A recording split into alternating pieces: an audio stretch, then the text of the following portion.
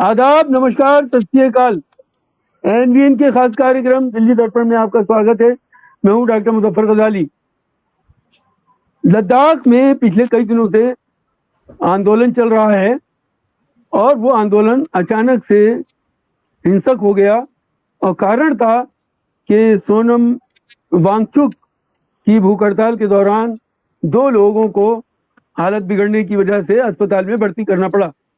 नौजवानों ने वहां न सिर्फ उपद्रव किया बल्कि बीजेपी का कार्यालय भी जला दिया। हालांकि राहुल गांधी ने हुकूमत को चेताया था कि जेएनजेड जैसी घटना देश में हो सकती है, लेकिन सेंट्रल गवर्नमेंट ने इस ओर ना कोई ध्यान दिया ना कोई तवज्जो दी। लद्दाख के अंदर जो वहां की लद्दाख एपेक्स बॉडी है उसने 4 मांगों को लेकर के भूख हड़ताल की थी। एक है राज्य का पूर्ण दर्जा लद्दाख को, दूसरा था संविधान के शेड्यूल 6 में उसको दाखिल किया जाना, और तीसरा था लेह और कारगिल को 2 अलग अलग पार्लियामेंट्री हलकों में बांटना, और चौथा था रोजगार में लोकल लोगों को फौकियत देना, वरीयता देना। लेकिन सरकार ने इस ओर न ध्यान दिया। इससे पहले भी सोनम वांगचुक कई बार भूख हड़ताल कर चुके हैं। वो लेह से दिल्ली भी पैदल चल कर आए थे, लेकिन सरकार इस ओर कोई ध्यान देने को तैयार नहीं है।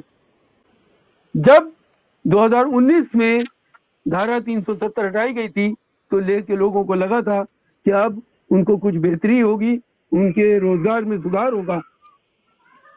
लेह लद्दाख के अंदर बेरोजगारी की शरह देश की शरह से बहुत कम है, तो इस लिहाज से वहां के मसाइल बहुत ही क्रिटिकल हैं।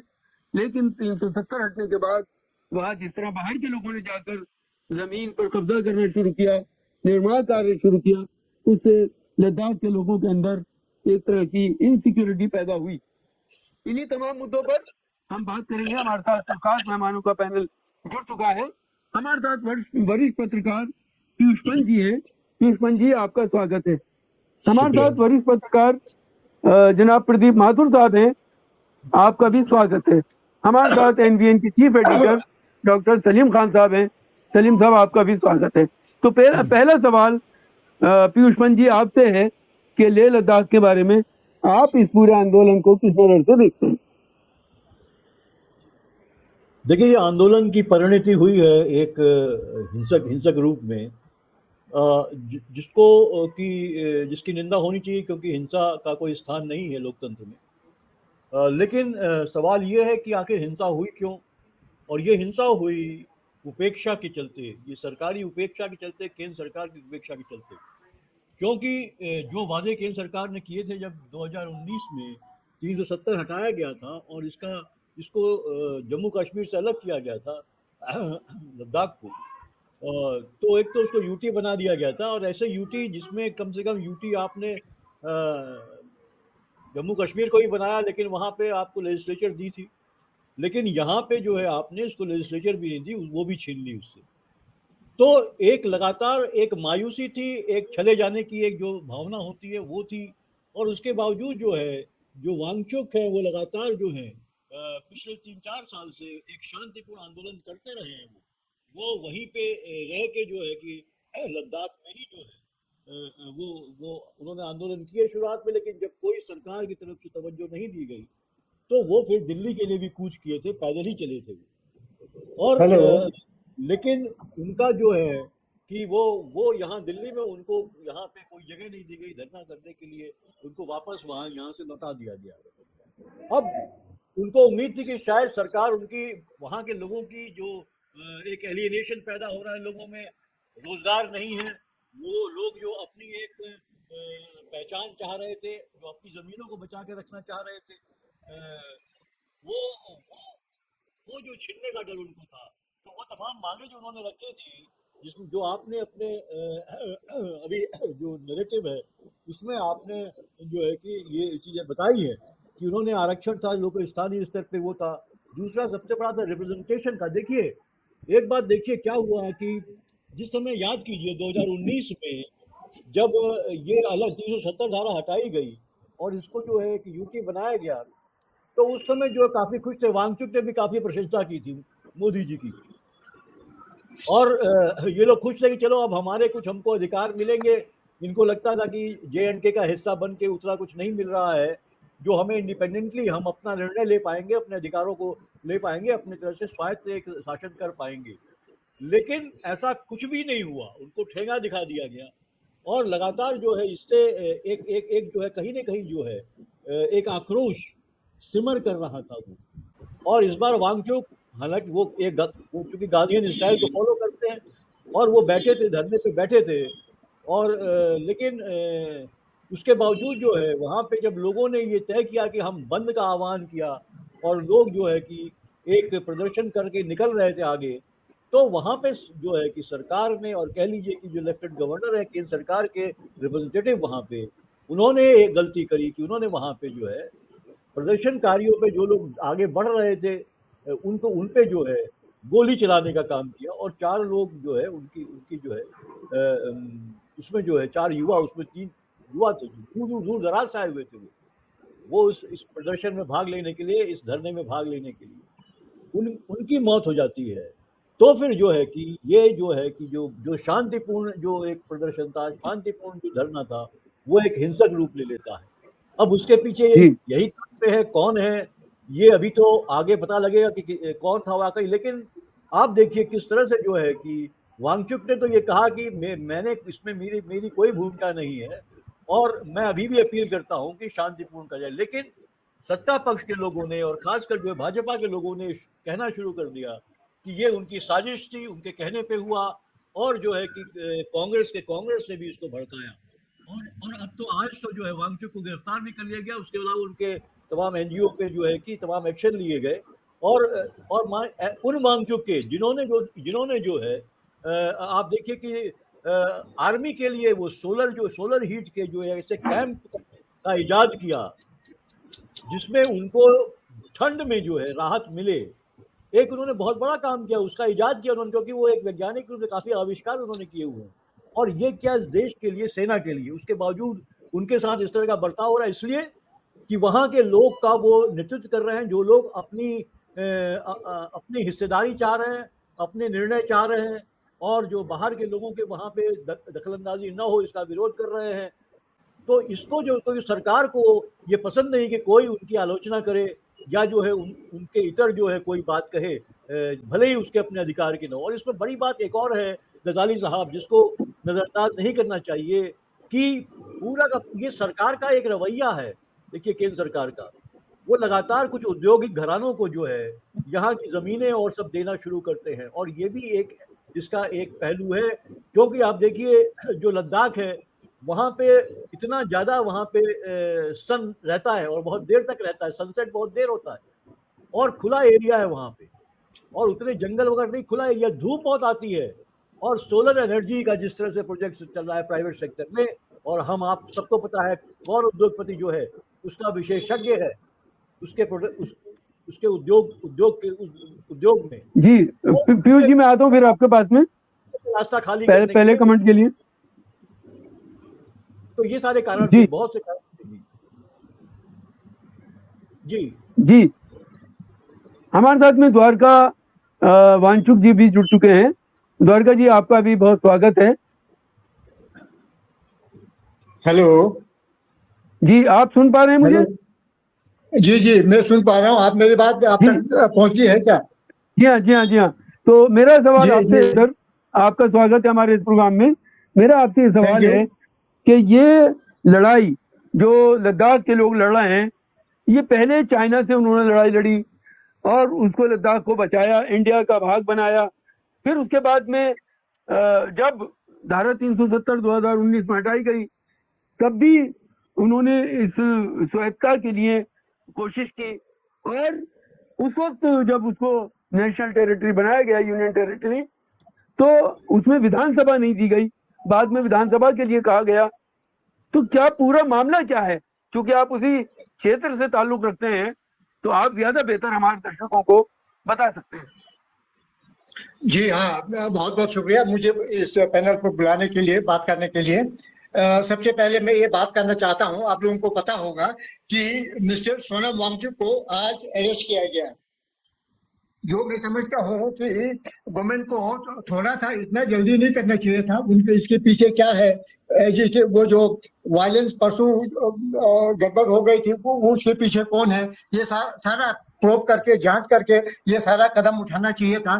सोनम वांगचुक हमेशा सच्चाई के राह पर पिछले 5 साल से हमेशा वो हंगर स्ट्राइक पर रहे हैं 4 या 5 बार। हमेशा ही has been advocating that peace but nothing peace. मैं गांधी के राह पर चलूंगा और कोई भी वायलेंस अगर इसमें वायलेंस इसके बीच में लाएगा तो मैं ये हंगर स्ट्राइक बिल्कुल नहीं करूंगा। इसी तरह इसलिए उसने अपने 14 डे यानी परसों जब वहाँ वायलेंस हुआ, गोली चली और 4 लोगों की मृत्यु हो गई, तो उन्होंने बोला now it is the height of you know not listening to me or to my colleagues here about say 10,000 of them were sitting with him on hunger strike.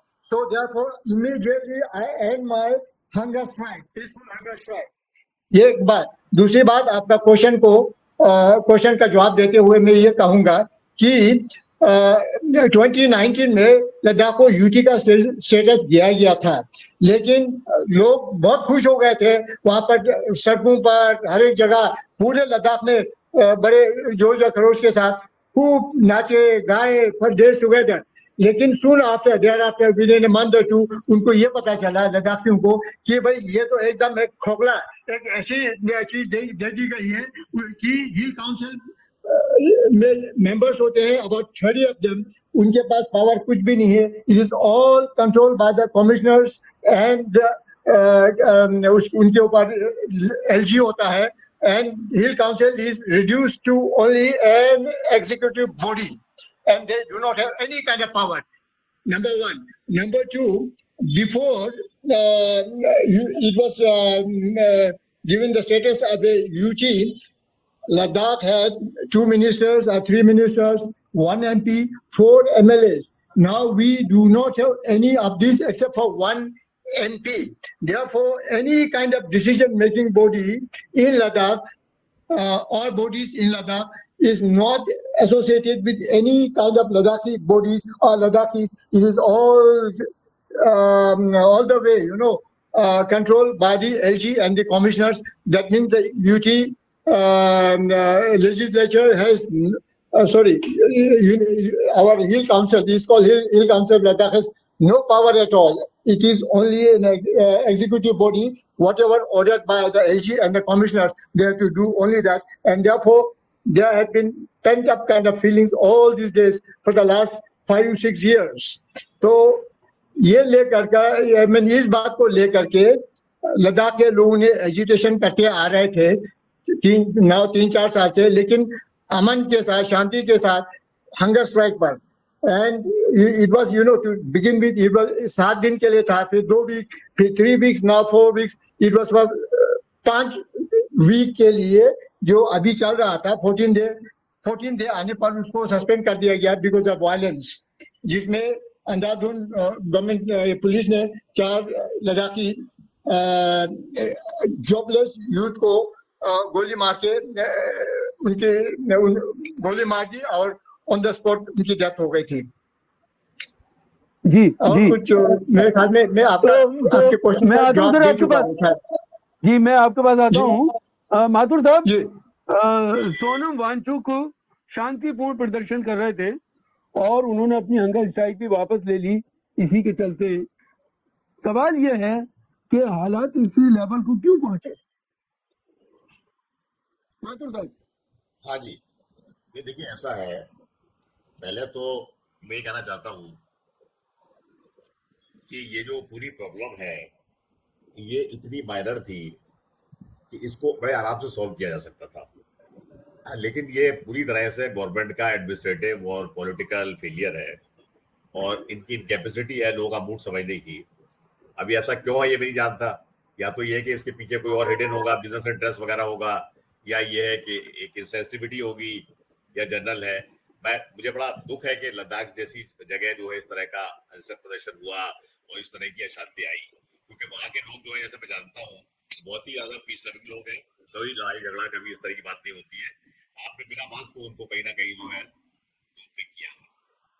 अब देखिए, आप कहना नहीं चाहिए मुझे, लद्दाख की इतनी कम पॉपुलेशन है, इतने रिसोर्सेज है, अगर आप 3.25 लाख की पॉपुलेशन की एक यूनियन टेरिटरी को मैनेज नहीं कर सकते तो आप देश कैसे चलाओगे? तब कोई उसमें कौन सी बड़ी बात है? आप वहां के 10 लोगों से बात करिए, वही क्या है, कोई प्रॉब्लम है, इसको सॉर्ट आउट करिए, उनकी बात वो आप करते नहीं है। जैसा अभी हमारे फ्रेंड डॉक्टर वांचुक ने बताया, बिल्कुल सही। दिक्कत क्या है कि आप जो है लोकल लोगों को पावर नहीं देना चाहते और अपने हाथ में रखना चाहते हैं। अब क्यों रखना चाहते हैं? इसके पीछे आपको क्या मोटिव है, क्या है, किस तरह के इंटरेस्ट को आप फर्दर करते हैं? मीडिया में रिपोर्ट्स आ रही है कि तमाम और स्टेट्स में जो है ट्राइबल एरियाज की लैंड जो है वो दी जा रही है बिजनेसमैन को, फेवरेट बिजनेसमैन को दी जा रही है, उनके रिसोर्सेज जो है वो एक्सप्लोर किए जा रहे हैं, और इससे जो है कुछ खास तरह के लोगों को जो रूलिंग एस्टेब्लिशमेंट के बिजनेस फ्रेंड्स उनको फायदा हो रहा है, क्या है, सब है। तो अब लद्दाख में क्या पोजीशन थी, वहां वो किस तरह का एक प्रॉफिट कमाना चाहते थे, क्या है, ये तो मेरे ख्याल से मुझे नहीं पता है, ये तो और लोग बताएंगे, हमारे पैनल पे वांचुक साहब है, वो आपको बता सकते हैं। लेकिन ये जरूर है कि ये जो पूरा पूरा मामला है, this shows terrible administrative and political failure. जी पहली तो बात ये है, मेरी समझ में नहीं आता है कि ये 19 में हुआ ये काम, 5-6 साल में चुनाव भी हो गए हैं, जम्मू कश्मीर को स्टेट का दर्जा देने में क्या समस्या आ रही है, मुझे समझ में नहीं आता। हाँ, आप कहेंगे कल करेंगे, फिर बात हो रही है, फिर इस पे बात हो रही है, दिल्ली आया जा रहा है, उसमें क्या इतनी बड़ी टेक्निकल पोजीशन है कि जो आप उसको स्टेट का दर्जा जो है ना दें? पहले भी कई बार हुआ है, स्टेट का डिवीजन भी हुआ है, स्टेट्स को दर्जा भी दिया गया है, कभी सुनाई किया गया कि ऐसे तरह का मामला हो। हिमाचल प्रदेश यूनियन टेरिटरी थी, उसको स्टेट का दर्जा दिया गया। मैं समझता हूँ कि कोई अभी समझ में नहीं आया कोई ऐसा एजिटेशन हो रहा है, क्या हो रहा है सब। तो आप ये पता लगाइए कि लद्दाख की क्या पोजीशन है, क्या उनकी डिमांड्स है, कैसे उनको करना है, स्टेट चाहते हैं तो उसमें क्या उसमें उनको है, कैसे वो स्टेट ऑफ मैनेज करेंगे, क्या करेंगे, आप पता लगाइए। उसमें मतलब ये इतनी सुंदर जी खूबसूरत है जिसको कहा जाए कि जमीन पे स्वर्ग है बिल्कुल, और उस जगह के और इतने अच्छे लोग हैं वहां के, कभी कोई इस तरह का मामला नहीं है। कल्चर उनकी एक बड़ी अच्छी है, मतलब वेरी रिच कल्चर जो है, भगवान बुद्ध की जमीन है, वो पूरा पूरा जो उनका मैसेज है वो वहां पूरी तरह से शांति का मैसेज है। उसको अगर आप मैनेज नहीं कर पा रहे तो देश क्या करेंगे? हमारे साथ में एनवीएन के chief editor doctor Salim Khan साहब हैं। सलीम साहब, आपकी आखिरी टिप्पणी। देखिए, आप लद्दाख के लोगों के पॉइंट ऑफ व्यू से देखें और अमित शाह के पॉइंट ऑफ व्यू से देखें तो ये मसला समझ में आएगा। लद्दाख के लोगों के साथ ये हुआ कि वो आसमान से गिरे और खजूर में अटके। जब वो लोग जम्मू कश्मीर के साथ थे तो उनको ऐसा लगता था कि भाई हमको जो है वो जम्मू कश्मीर, क्योंकि उस वहाँ पर ज्यादा पॉपुलेशन है और यहाँ पे कम पॉपुलेशन है, तो वहाँ पे ज्यादा नुमाइंदे होते थे और इनके कम होते थे, उनके एमएलए ज्यादा होते थे, इनके एमएलए कम होते थे। इनको लगा कि हम अलग हो जाएंगे तो सारे एमएलए हमारे होंगे और फिर हमारा सीएम होगा और सारे मसाइल जो है, 2 जिले, एक कारगिल जिला, एक लेह जिला है, हम लोग मिलकर अपनी अपनी मर्जी के मुताबिक इस इलाके को चलाएंगे। इसलिए 1972 से यूनियन टेरिटरी की मांग चल रही है, ये कोई नई मांग नहीं है। लेकिन हुआ क्या कि जब प्रधानमंत्री मोदी दोबारा आए, पुलवामा की आड़ में घर में घुस के मारा बोल के पब्लिक को समझा दिया, तो उन्होंने पहला काम ये किया कि राजनाथ सिंह को होम मिनिस्ट्री से हटाया। वो उनके सबसे बड़े प्रतिद्वंदी थे, उनको जो है वो रक्षा मंत्री बना के सरहद पे भेज दिया और लेकर के आ गए अमित शाह को। अमित शाह को होम मिनिस्टर बना दिया, उनका राइट हैंड था, भरोसे का आदमी था। अब अमित शाह को ये दिखाना था कि भाई मैं इसलिए आया हूं, जो काम राजनाथ नहीं कर सकते मैं कर सकता हूं। तो मैं क्या कर सकता हूं? मैं कश्मीर का 370 हटा सकता हूं। कश्मीर का 370 हट गया दोनों, फिर उसको बांट दिया, यूनियन टेरिटरी बन गई। यूनियन टेरिटरी बनने के बाद लद्दाख के लोगों को मालूम पड़ा कि पहले हमारी समस्या को हल करने के लिए हमको श्रीनगर जाना पड़ता था, अब अपनी समस्या को लेकर हमको दिल्ली जाना है। श्रीनगर वाले तो हमारे साथ वाले लोग थे, बरसों से हम साथ में रहते हैं, एक दूसरे को समझते हैं। वहाँ 4-4 हमारे एमएलए बैठे हुए हैं और दिल्ली में एक एमपी बैठा हुआ है और दिल्ली वाले हमारी जरूरत को समझते ही नहीं। तो जो शुरू में खुशी थी वो खुशी जो है वो आहिस्ता आहिस्ता गम में बदल गई और जो उनका जो दुख है वो बढ़ते बढ़ते, अब आप देखिए कि शेड्यूल में तो लाने की बात ही नहीं करती सरकार, जो पहला डिमांड है, और उनको जो है यूनियन टेरिटरी देने की, उनको स्टेट देने की बात ही नहीं करती। अब कश्मीर में इलेक्शन हो गया, लद्दाख में नहीं होगा, ये कितनी गलत बात है कि एक स्टेट के 2 हिस्से की एक में आपने इलेक्शन करा दिया, सुप्रीम कोर्ट के कहने पे दूसरे पे नहीं कराया। तो इस तरह से आप देखिए बेरोजगारी 26% है, जबकि सबसे ज्यादा अंडमान में 31% और उसके बाद यहाँ 26%। 26% कोई मामूली है, 26% लोग बेरोजगार हो, तो ये एक सीरियस सिचुएशन है। अमित शाह का मामला ये है कि अमित शाह ने अपने आप को तो सीना ठोक के बोल दिया कि हम जो है वो जम्मू कश्मीर को, जो पाकिस्तान के पास है, कश्मीर वैली को, उसको लेने के लिए जान लड़ा देंगे। बोलना बहुत आसान है, लेकिन उसके बाद क्या हुआ? हम जो है आतंकवाद कम कर देंगे, हम वहां पे खुशहाली ले आएंगे। ना वहां खुशहाली आई, ना वहां की बेरोजगारी गई, और ना आतंकवाद गया। पहलगाम का हादसा हो गया, बता दिया कि आतंकवाद आज भी मौजूद है।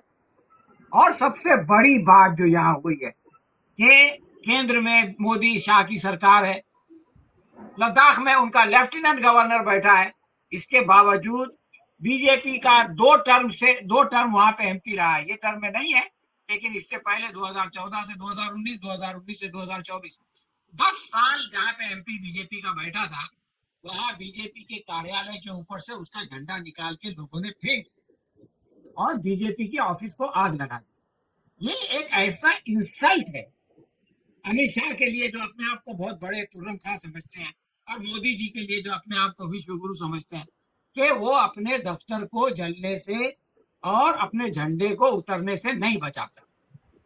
तो इसका गुस्सा है उनको। इसीलिए आप देखिए कि नेपाल में जो नौजवान मारे गए, हमारे प्रधानमंत्री ने उनसे संवेदना व्यक्त की, लेकिन लद्दाख के नौजवानों से, इनके मुंह से एक शब्द निकला कि जो बेचारे जिनके ऊपर गोली लगी, उनसे कोई संवेदना उनके माँ बाप के लिए कि भाई आपके बच्चे जो है वो आपका वो हुआ है। 30 लोग जो है बार बार बोलते हैं कि सुरक्षाकर्मी जो है वो जख्मी है, पब्लिक उससे ज्यादा जख्मी है, उनके बारे में कुछ बोलते नहीं। कर्फ्यू लगा दिया आपने इंटरनेट बंद कर दिया। तो बड़ी बड़ी बातें करने का जो मामला था, सच्ची बात यह है कि वो सारी बातें इनकी धरातल पे आ गई है, सारे दावे इनके धरातल पे आ गए। जैसे प्रदीप माथुर साहब बता रहे थे कि ये लोग एक छोटा यूनियन टेरिटरी को नहीं संभाल सकते, देश क्या संभालेंगे? आज जो है ये सवाल सबके सामने है। तो एक तरह से देखा जाए तो ये जो लद्दाख का मामला है, ये संगीन मामला है। जो बच्चे इस गोली से इलाक हुए हैं, हमारी संवेदना उनके साथ है, हमारी हमदर्दी उनके साथ है, उनके माँ बाप के साथ है। वो लोग जो जख्मी हैं, हम उनके लिए दुआ करते हैं कि वो जल्दी से जल्दी अच्छे हो जाए। लेकिन इस मामले में जो है वो बीजेपी को और मोदी और शाह की सरकार को पूरी तरह से नंगा करके रख दिया है, बता दिया है कि ये बहुत ही इनकेपेबल लोग हैं, ना है लोग हैं, ये देश को चला नहीं सकते, और देश की भलाई इसमें है कि जल्दी से जल्दी इनके चुंगल से निकल आए। शुक्रिया जी, एक बहुत बहुत बहुत शुक्रिया। जरूरी बात कहना चाहूंगा। क्या am I allowed to speak, say one or two? Please. एक ऐसी बात हुई थी कि बीजेपी गवर्नमेंट ने 2 इलेक्शन में मैनिफेस्टो में रखा था कि लद्दाख को हम 6 शेड्यूल का स्टेटस दर्जा दे देंगे। 2 इलेक्शन में, एक तो लोकल हिल काउंसिल इलेक्शन में, दूसरा ये मेंबर ऑफ पार्लियामेंट इलेक्शन में। और उसके बाद इलेक्शन दोनों खत्म हो गए, अब 5 साल 10 साल भी हो गया, उसके बाद भी अभी तक उन्होंने ये अपनी प्रॉमिस को उन्होंने फुलफिल नहीं किया। मैं ये कहना चाहता था आपको कि भाई इसलिए कैसे हमारे लद्दाख के मासूम लोगों को, जो हमेशा सेंट्रल गवर्नमेंट के ऊपर बड़ी उम्मीद रखते थे, उनके साथ क्या धोखा हुआ, कैसे हुआ इतने सालों से, और इतने शांतिपूर्व एजिटेशन कर रहे हैं, तब भी इनकी डिमांड्स को गवर्नमेंट बिल्कुल इसके ऊपर हीट नहीं कर रहे हैं। जी, इतना ही बोलना चाहता। जी, बहुत बहुत शुक्रिया। इस वीडियो में इतना ही, फिर हम हाजिर होंगे एक नए मुद्दे के साथ। तब तक के लिए विदा। अगर आपने अभी तक हमारा चैनल सब्सक्राइब नहीं किया है, सब्सक्राइब कीजिए, लाइक कीजिए और शेयर करना न भूलिए। तमाम मेहमानों का इस चर्चा में भाग लेने के लिए बहुत शुक्रिया। Thank you.